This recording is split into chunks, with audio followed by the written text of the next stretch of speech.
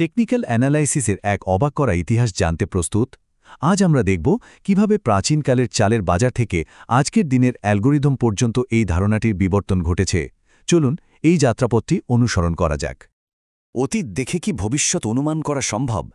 এই একটি প্রশ্নই শতাব্দীর পর শতাব্দী ধরে বিনিয়োগকারী এবং ট্রেডারদের ভাবিয়ে তুলেছে। এই প্রশ্নের উত্তর খোঁজার চেষ্টা থেকেই জন্ম নিয়েছে টেকনিক্যাল অ্যানালাইসিস। বহু শতাব্দী ধরে ব্যবসায়ীরা বাজারের গতি প্রকৃতি বোঝার এই চেষ্টাই করে আসছেন। আজকের এই বিশ্লেষণ সেই দীর্ঘ যাত্রারই গল্প। কারণ এই ধারণাটি আধুনিক নয়, এর শিকড় ইতিহাসের অনেক গভীরে প্রথিত। আমাদের এই আলোচনা 4টি ভাগে বিভক্ত। প্রথমে আমরা চার্টিংয়ের প্রাচীন কলাকৌশল দেখব, তারপর আমেরিকার পথিকৃৎ চার্লস ডাউ সম্পর্কে জানব, এরপর তত্ত্বের স্বর্ণযুগ এবং সবশেষে দেখব কিভাবে এটি একটি ব্যক্তিগত শিল্প থেকে বিজ্ঞানে পরিণত হল। আমাদের গল্পের প্রথম পর্ব আমাদের নিয়ে যাবে ওয়াল স্ট্রিট তৈরির বহু শতাব্দী আগের সময়ে, যখন চার্টিং ছিল এক প্রাচীন শিল্প। এর ইতিহাসটা ভাবনার চেয়েও পুরনো। ১৬শ শতকের ইংল্যান্ডে লটারির টিকিটের দাম থেকে শুরু করে সপ্তদশ শতকে অ্যামস্টারডামের স্টক এক্সচেঞ্জ, এমনকি অষ্টাদশ শতকের জাপানে চালের দাম পর্যন্ত সবকিছুর গতিবিধি চার্টে ধারণ করার চেষ্টা করা হয়েছিল। আর জাপানের এই চালের বাজার বিশ্লেষণ করতে গিয়েই হোম্মা মোনেহিসা প্রথম ক্যান্ডেলস্টিক চার্ট ব্যবহার করেন। আজও টেকনিক্যাল অ্যানালাইসিসে এটি একটি মৌলিক টুল হিসাবে ব্যবহৃত হয়। প্রাচ্যের এই প্রাচীন কলাকৌশল কিভাবে আধুনিক আমেরিকার বাজারের ভিত্তি স্থাপন করল, সেই গল্পের নায়ক হলেন চার্লস ডাউ, একজন সাংবাদিক যিনি বাজারকে দেখার এক নতুন দৃষ্টিভঙ্গি তৈরি করেছিলেন। চার্লস ডাউয়ের যাত্রাটা বেশ আকর্ষণীয়।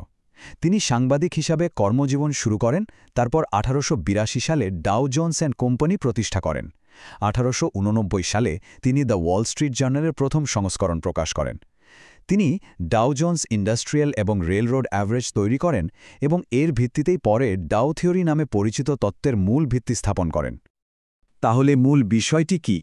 ডাউ থিওরি হল ডাউ জোন্স ইন্ডাস্ট্রিয়াল এবং রেলরোড অ্যাভারেজের পারস্পরিক আচরণের ওপর ভিত্তি করে বাজারের বড় গতিবিধি চিহ্নিত করার একটি পদ্ধতি।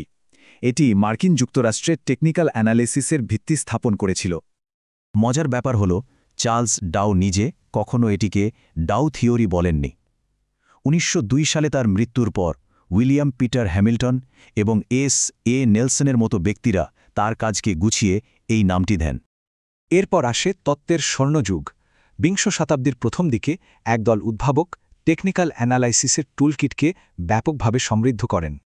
এই সময়েই বেশ কয়েকজন কিংবদন্তি তাদের তত্ত্ব দিয়ে এই ক্ষেত্রকে সমৃদ্ধ করেন, যেমন রিচার্ড ওয়াইকফ বাজারের 4টি পর্যায়ের ধারণা দেন।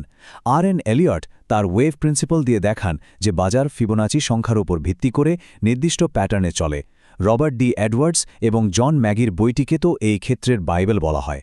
আর জেসি লিভারমো একজন কিংবদন্তি ট্রেডার, যিনি চার্ট ব্যবহার করে শেয়ার কেনা এবং শর্ট করা উভয় ক্ষেত্রেই পথ দেখিয়েছিলেন। এই সময়েই মনস্তাত্ত্বিক বিশ্লেষণের গুরুত্ব বাড়তে থাকে। হামফ্রে নীল এর উক্তিটি সেই ধারণাকেই চমৎকারভাবে তুলে ধরে, যখন সবাই একইভাবে চিন্তা করে তখন সম্ভবত সবাই ভুল। এটি বাজারের সেন্টিমেন্ট বোঝার একটি নতুন দিক খুলে দেয়। এবার আমরা গল্পের শেষ পর্বে চলে এসেছি। এখানে টেকনিক্যাল অ্যানালিসিস ব্যক্তিগত অনুমান বা শিল্প থেকে বস্তুনিষ্ঠ এবং পরীক্ষণযোগ্য নিয়মের বিজ্ঞানে রূপান্তরিত হয়। এই পরিবর্তনটি ছিল ব্যাপক। আগে যা ছিল ব্যক্তিগত অনুমান এবং প্যাটার্ন চেনার শিল্প, তা হয়ে উঠল বস্তুনিষ্ঠ বিজ্ঞান, যা নির্ভরশীল পরিসংখ্যানগত পরীক্ষা, পরিমাপযোগ্য নিয়ম এবং ডেটাভিত্তিক ব্যাকটেস্টিংয়ের উপর।